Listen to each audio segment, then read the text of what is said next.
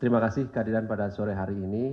Kami akan menyampaikan perkembangan dari penanganan perkara dugaan korupsi di Kabupaten Sidoarjo. Sebagaimana yang sudah kami sampaikan, ini adalah pengembangan lebih lanjut dari perkara yang sebelumnya sudah kami sampaikan. Setidaknya 2 orang tersangka sudah dilakukan penahanan. Sore hari ini hadir pimpinan KPK Pak Johanis Tanak dan juga Pak Direktur Penyidikan Pak Asep. Nanti akan disampaikan poin-poin dari konstruksi perkara ini secara utuh dan lengkap termasuk pasalnya. Dan setelahnya seperti biasa kami beri kesempatan pada teman-teman untuk bertanya. Kita fokuskan lebih dahulu pertanyaan dari teman-teman terkait dengan perkara yang nanti akan disampaikan oleh pimpinan dan juga Pak Asep. Setelahnya tentu kami yakin teman-teman juga memiliki banyak pertanyaan, tapi diutamakan kita atau teman-teman nanti beri kesempatan terkait dengan perkembangan penanganan perkara di KPK gitu ya. Baik, kami silakan Pak Johanis Tanak untuk menyampaikan poin dimaksud. Baik, terima kasih Pak Ali. Assalamualaikum warahmatullahi wabarakatuh. Waalaikumsalam warahmatullahi. Selamat sore, salam sejahtera bagi kita semua. Om Swastiastu, Namo Buddhaya, salam kebajikan. Rekan-rekan wartawan dan wartawati dari berbagai media yang saya hormati, saya cintai. Pada sore hari yang indah ini kita bertemu lagi untuk menyampaikan perkembangan penanganan perkara yang sedang ditangani oleh kami di KPK terkait dengan masalah di Kabupaten Sidoarjo. Baik, untuk tidak membuang-buang waktu, saya sampaikan pengumuman dan penahanan tersangka, pengembangan perkara terkait dugaan tindak pidana korupsi berupa pemotongan dan penerimaan uang kepada pegawai negeri di lingkungan Badan Pelayanan Pajak Daerah atau yang disingkat dengan BPPD Kabupaten Sidoarjo.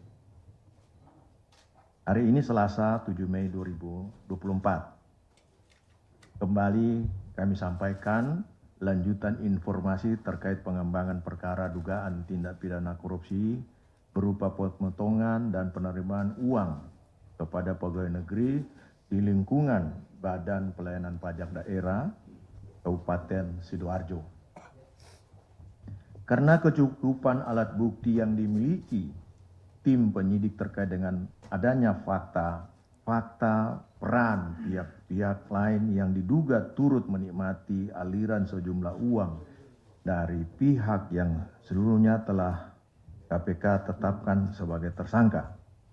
Selanjutnya dengan temuan tersebut maka KPK tetapkan dan umumkan tersangka sebagai berikut. AMA, atau saya baca saja satu kaligus dengan lanjut sebagai AMA, Bupati Kabupaten Sidoarjo. Yang berikut, konstruksi perkara diduga telah terjadi. Dalam jabatan selaku Bupati Kabupaten Sidoarjo, AMA memiliki kewenangan diantaranya mengatur penghargaan atas kinerja tertentu dalam melaksanakan pemungutan pajak dan retribusi di lingkungan kabupaten. Pemerintah Kabupaten Sidoarjo tentunya. Kemudian dibuatkan aturan dalam bentuk keputusan Bupati yang ditandatangani oleh AMA untuk 4 triwulan dalam tahun anggaran 2023 yang dijadikan sebagai dasar pencairan dana insentif pajak daerah bagi pegawai di lingkungan BPPD Kabupaten Sidoarjo. Atas dasar keputusan tersebut, AS selaku Kepala Badan Pelayanan Pajak Daerah Kabupaten Sidoarjo kemudian memerintahkan dan menugaskan SW selaku Kasubag Umum BPPD Kabupaten Sidoarjo untuk menghitung besaran dana insentif yang diterima para pegawai BPPD sekaligus besaran potongan dari dana insentif tersebut yang kemudian diperuntukkan untuk kebutuhan AS dan lebih dominan diperuntukkan uangnya bagi AMA. Besaran potongan yaitu 10% hingga 30% sesuai dengan besaran insentif yang diterima.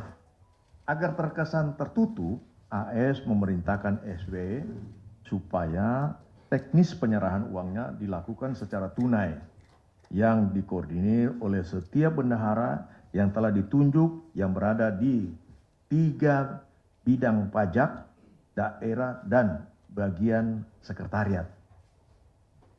AS aktif melakukan koordinasi dan komunikasi mengenai distribusi pemberian potongan dana insentif pada bupati melalui perantaraan beberapa orang kepercayaan bupati terkait proses penerimaan uang oleh AMA. Penyerahannya dilakukan langsung SW sebagaimana perintah AS dalam bentuk uang tunai, diantaranya diserahkan ke supir AMA. Setiap kali selesai penyerahan uang, SW selalu melaporkannya pada AS. Di tahun 2023, SW mampu mengumpulkan potongan dana penerimaan dana insentif dari para ASN sejumlah sekitar 2,7 miliar rupiah. Tentunya 2,7 miliar rupiah menjadi bukti awal untuk terus didalami oleh tim penyidik. Untuk kebutuhan penyidikan, tim penyidik menahan tersangka AMA selama 20 hari pertama terhitung mulai tanggal 7 Mei sampai dengan 26 Mei 2024 di Rutan Cabang KPK. Tersangka AMA disangkakan melanggar pasal 12 huruf F Undang-Undang Nomor 3199 tentang Pemberantasan Tindak Pidana Korupsi sebagaimana telah diubah dengan Undang-Undang Nomor 20 Tahun 2001 tentang perubahan atas Undang-Undang 31 Tahun 1999 tentang Pemberantasan Tindak Pidana Korupsi Junto Pasal 55 Ayat 1 ke 1 KUH Pidana. Sedikit saya tambahkan bahwasanya penanganan perkara ini yang dilakukan terhadap beliau, Pak Bupati ini, terkait dengan tangkap tangan yang dilakukan oleh KPK. Jadi kalau yang dikatakan tangkap tangan, sejak semula tentunya sudah sebagai tersangka. Dan tersangkanya antara lain dalam pengembangannya adalah Bupati AS ini. Saya kira itu yang bisa saya sampaikan dan saya mungkin ada yang perlu dijelaskan lagi. Saya serahkan kembali kepada Pak Ali. Baik, terima kasih Pak Johanis Tanak yang sudah menyampaikan perkembangan dari penanganan perkara dimaksud. Pada prinsipnya hari ini kami mengumumkan 1 orang sebagai tersangka dalam perkara dugaan korupsi di Sidoarjo, yaitu AMA Bupati Kabupaten Sidoarjo periode 2021 sampai dengan sekarang. Dan dilakukan penahanan selama 20 hari pertama, tentu nanti dapat diperpanjang sesuai dengan kebutuhan sampai 26 Mei 2004 di Rutan Cabang KPK. Baik. Perlu ditambahkan. Ya, Nanti. pertanyaan. Ya, sudah cukup ya Pak Asif? Oke, silakan. Baik, kami silakan 3 orang penanya lebih dahulu ataupun lebih juga nggak apa-apa. Kita fokuskan perkara ini dulu. Mas Chandra. Oke, silakan di belakang Mas Jamal ya. Mas Jamal dulu, Mas Chandra ya, sebentar ke depan. Silakan. Lalu untuk kasus lain sekalian bisa Pak? Oke, baik, kita kumpulkan aja. Oke. Silakan langsung. Nah ini masih terkait Gus Muhdlor. Kemarin di dalam surat dakwaan Ghazal Basaleh itu disebutkan ayahnya Gus Muhdlor ini sebagai Markus. Nah itu gimana nantinya, apakah juga bakal dijadikan tersangka atau seperti apa? Lalu yang kedua terkait kasus tersangkanya, kapan rencana KPK akan menahan para tersangka? Lalu kemudian kemarin kan KPK Febri Diansah itu kapan dihadirkan di persidangan? Lalu apa saja yang akan didalami? Mau nanya soal apa ya? Satu itu, kedua, sebelumnya kan sebelum Dan teknisnya. Kami silakan, Pak. Baik, saya akan menjelaskan yang saya paham dan nanti selanjutnya akan dijelaskan oleh Pak Asep ya, selaku Direktur Penyidikan. Terkait dengan jemput paksa, itu bisa dilakukan saja, tapi tentunya kita punya etika juga dalam konteks bagaimana kemudian kita harus melakukan paksa. Kalau misalnya satu kali kita panggil, dua kali tidak panggil, ternyata memang dia memberikan satu alasan yang realnya nyata, orang itu sakit. Kita juga meriksa orang sakit kan nggak boleh menurut hukum acara. Karena ketika kita melakukan pemeriksaan, yang pertama harus ditanya, apakah saudara dalam keadaan sehat, jasmani dan rohani. Nah begitu juga dengan pemanggilan. Kalau dia juga kurang sehat dan ada surat keterangan yang membuktikan bahwa memang beliau itu tidak sehat, kita juga nggak bisa mengupayakan secara paksa. Kita akan memanggil kembali lagi. Bahkan kalau orang sakit, kalau kita lagi periksa sebagai tersangka, kita tahan, kita periksa, kemudian sakit kan kita juga harus bawa ke rumah sakit. Dan ini kan banyak yang terjadi ya. Jadi apalagi kalau baru 2 kali, biasanya kalau menurut KUHAP itu 3 kali dipanggil dengan itikat baik, tidak datang, kita lakukan upaya paksa. Tapi kalau dia menjelaskan bahwa saya sakit, ada surat, ada keterangan dokter, ya kita juga tidak bisa memaksakan. Kira-kira seperti itu. Kemudian ayahnya beliau sebagai Markus, kita harus memegang asas dalam hukum acara, presumption of innocence. Iya kan? Kita tidak bisa serta-merta bahwa mengatakan ayahnya itu Markus, sementara kita belum punya bukti. Nanti kalau toh memang kita punya bukti untuk itu, tapi terkait dengan penanganan perkara korupsi, ya kita lakukan. Tapi kalau tidak dalam konteks perkara korupsi, tentunya kita juga tidak lakukan. Ada aparat penegak hukum yang lain yang bisa nangani. Kira begitu, Mas. Kemudian kasus di Bekasi ini saya belum tahu, nanti dijelaskan sama itu. Menghadirkan SYL, ya, Febri, dalam perkara SYL. Ini nanti kita akan, tentunya penyidik akan melihat lagi bagaimana perkembangannya. Tidak menutup kemungkinan satu waktu memang dipanggil dan dihadirkan untuk dimintain keterangan. persidangan, Pak. Dalam sidang. Ya. Kalau sekarang tentunya dalam sidang nantinya, karena dalam BAP sudah ada itu. Kemudian membawa nama-nama AS. Nah itu kalau mau, misalnya dia terima uang, sebenarnya saya tidak terima uang, cuma nama saya yang dijual. Itu nanti dalam pemeriksaan nanti Pak Direktur Penyidikan lah yang jelaskan itu bagaimana konteksnya itu. Kemudian apakah ada pencucian uang? Pasti penyidik akan mengarah ke sana, manakala ada ditemukan ada pencucian uang, pasti akan dakwaannya nanti tuntutannya penyidikannya arah ke sana dan dakwaannya pasti akan ke sana juga.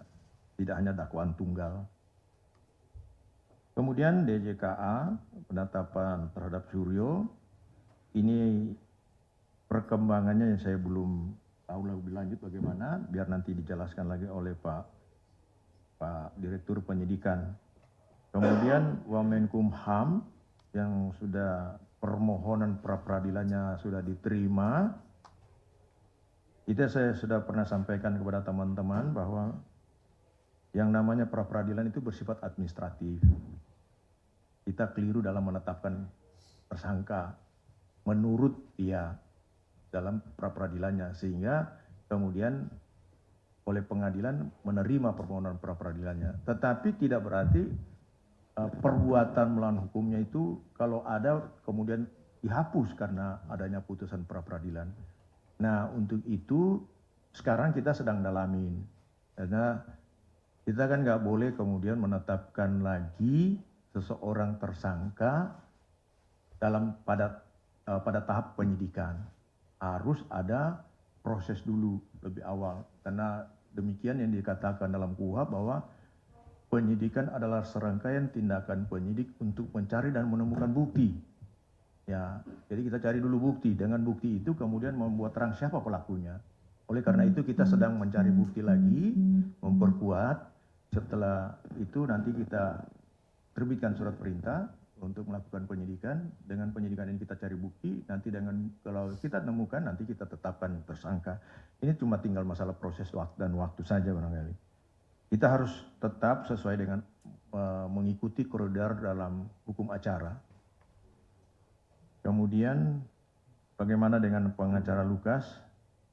Pengacara Lukas tentu masih kita akan panggil lagi dengan itikat baik.